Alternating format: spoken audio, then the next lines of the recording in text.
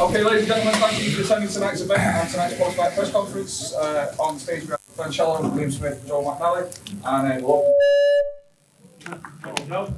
open the press conference. I'll call to Ben Shallow for opening remarks. Yeah, what a night of boxing. 8 o'clock, there were 20,000 fans in there. It was incredible to see people say that boxing is dead or things are going wrong. But when boxing is good, boxing is amazing. And people just wanted a proper night out tonight. And it started at 8 o'clock. We had fights throughout. I thought Riakporhe did really well. Congo Westman was a brilliant fight. But then the main event. Liam Smith was confident throughout this. This was a fight that he really wanted. This was the fight that he waited for, and we finally got it, and he finished it in devastating fashion. I think a lot of people in his camp believed maybe it could be a stoppage, but definitely would come out on top, but that was emphatic. And the atmosphere, that's why we love boxing. We saw it tonight. Chris Eubank Jr., one of the biggest names in our sport, and Liam Smith showed why. Good fundamentals, top quality fighter, world level, world champion.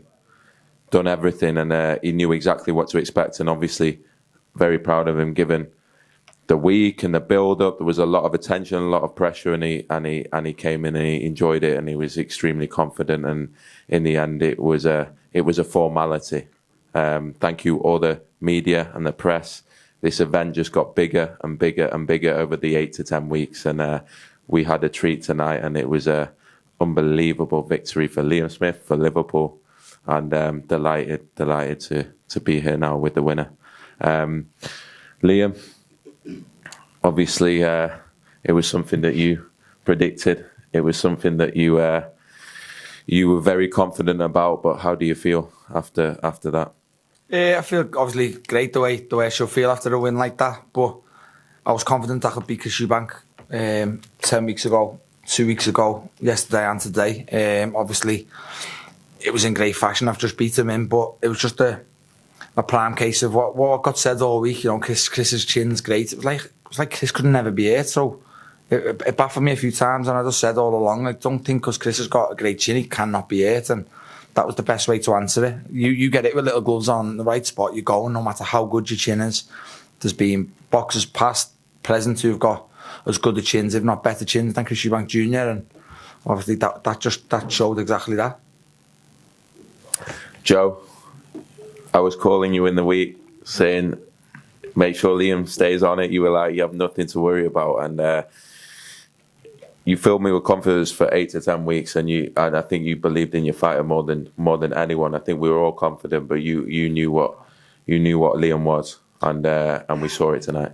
Yeah, do you know what, Ben? I just want to congratulate Liam on your win. Well done. Well done, Beef. And do you know what, Ben? It's when he trains as hard as he trains in the gym and they leave no stone unturned. And I seen a comment the other day, some fool, non-boxing, soft cunt that doesn't know boxing, say, oh, he was in David Lloyd's on a treadmill, he was on a recovery session, you know, he trained really hard for this, show Chris the respect he deserves, and, you know, it proved in his performance tonight. I did tell you, you know, a lot of people are overestimating Chris's power and underestimate Liam's. I told you in a hotel too, said Liam touches him, he'll know what time it is. You know, look, strange things have happened in boxing, and I'm not really that shocked. I'll take the victory, but he was coming away with the victory by KO or by points decision tonight, definitely. As you say, you weren't that shocked. Yeah. But were you frustrated with the amount of media, fans, everyone almost looking like it was a foregone conclusion? We all knew this was a tougher fight than Conor and Ben, but I think there was a lot of media that were favouring Chris Eubank Jr. How did that affect you? Yeah, not really. You know what? I've had eyes on Eubank for a lot of years. You know, I know, you know, he's not fundamentally the most best boxer out there, and I've got a man next to me here that can do everything. You know, he's got this, and Chris underestimated him. I truly believe in a one-trick pony chugging forward. I lost him for a little bit in the third round, you know, because he's a ballsy cunt, but he got back to it in the fourth, and he just pulled that knockout out, and you know, he's just a fantastic fighter. There's nothing he can't do. Liam, obviously you've achieved a lot in your career. You've done everything I imagine that you could have dreamed of. How does tonight rank in amongst those achievements? My teeth stayed in, so it's fucking right up there. No, look, the whole night taken into consideration. You know, a sold out Manchester Arena. Eubank's a huge name, Sky pay-per-view. And to do something kind of everyone said I couldn't do, not no one thought I'd do. Basically everyone told me I couldn't do it. You know, obviously it ranks right up there with the best nights of my career. What I will say is Chris Eubank Jr. took a risk tonight, a risk that he didn't have to take, and he is a fighting man. He is a real fighter, and he stepped in there. There was a lot of pressure on him tonight, and I think he will have known how good you were. He probably knows now the levels that you really are at, and we hope to see a rematch. It'll be on Chris Eubank Jr. as to whether we see it, but I just want to say thank you to him as well, because he gave us a spectacle and a build-up that was incredible, and obviously Beefy has come out on top. Before we finish, any questions to Liam, to Joe? Liam, how great did it feel to silence someone that was really trying to get in your head in the build-up? Obviously great. That was always kind of going to be the plan from the start. The fight was made. It'd be great to just beat Chris, you know, the character. But look, that's the way he portrays his career, basically. You know, I said before, and I know this week got out of hand a little bit, but name me a Chris Eubank Jr. fight and build-up that's being respectful and like shook hands, and you know he hasn't had one. So I knew that was gonna go that way. You know what I mean? But it was just always going to be a good victory to beat Chris. He's a big name. He's probably a bigger name outside of boxing than he is in boxing. It's a strange one with him, but you know he's a big name now, and to have the reception I got in Manchester, I said beforehand, take football rivalries aside, Manchester's good as home for me. I've had some top nights up here. I'm still unbeaten in Manchester. I won my world title here, and that probably topped it again. The atmosphere was electric, like you mentioned, here in Manchester.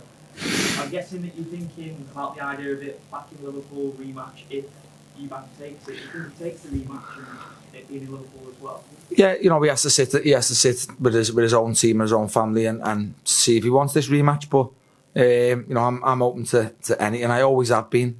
Open to anything. You ask anyone who's ever dealt with me over the years. I'm not hard work to deal with, but you know, if it's Chris next, it's Chris next. If not, we can sit down, and I've got very good options now. I'm in a good position. I know Ben said Kel wants to fight the winner. That's a huge fight. I know there's talks with Golovkin, so I've got a good position now at 160 as well as 154. So you know, it's again just a win. That was all that mattered today. Radio Raheem. Chris has tweeted that you had a great shot. He credited you with the win, and has tweeted that he wants the rematch. You accepting that rematch? Yeah, I have to. I think, you know, I don't know. Yeah, of course. I said last week, I said 2 weeks ago, I said 3 weeks ago, 4.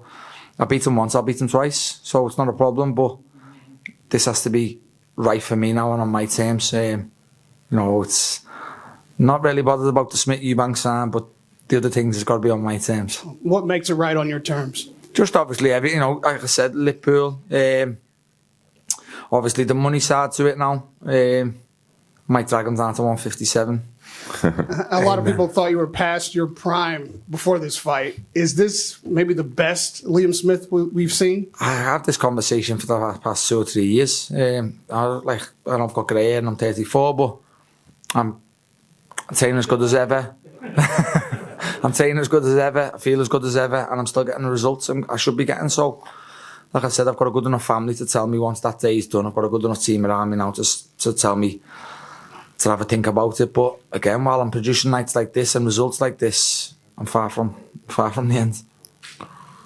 Ladies and gentlemen, we do have a microphone for the press, so if you have a question, please raise your hand on myself and I'll follow you. Cool. Go on. So obviously Chris Eubank Jr. had a lot of things to say about Scouse people, and obviously in the arena tonight there were a lot of Scouse people. You've got Darren Till, Curtis Jones, Jamie Carragher. What does it mean to get that win in front of so many of your home fans? Look, it was just great to get the win in front of just be fans in general. Not just Liverpool as a whole. I've got fans all over, so it was great to just repay them fans. Who stuck by me, especially through a bit of a sticky week where it got a little bit out of hand with me and Chris. But I take what Chris said with a pinch of salt. I don't think he means it. A lot was said, so that's it really. One more. Go on. John. Yeah. Go on, John, from here. I suppose just shout. Yeah. Aye. Do you think Chris can sort of rebuild and come back in a different way? Could he be different in a rematch? What would you expect from that if it does happen? Because the signs are he's sort of tweeted about it potentially. Yeah, again, I think he's probably going to have to tweet about it and have to talk about it right away, like kind of an ego and a pride thing. He's not going to say, well, I don't want that rematch, I've just been knocked out. But you might get a different answer in 3, 4, 5 weeks' time when he's sat and thought about it, maybe watched it back. I need to watch it back myself. I can't tell you how thingy it was. So, he'll have a sit down with his team and his family, and he'll decide if he wants that rematch. Like I said, if he wants that rematch, I'll give him it. And you also, you mentioned Golovkin, which maybe before this fight would have been hard to believe at middleweight, but for you, what would be the kind of perfect next step in an ideal world if you weren't tied up with rematch clauses? Anyone at Anfield. No, just obviously, like I said before, it puts me in a good position now. I can take Chris's rankings at 160. Obviously, I don't know whether it might go down well, but I can go back to 154 if necessary. It just depends what happens, but we'll see who comes available and what's right for me, my team and my family. All right, thank you. What I will say is Liam Smith took this fight at 160. There were no complaints. There was no requests. There was nothing. He didn't care. All he Who was that? It's Darren Till.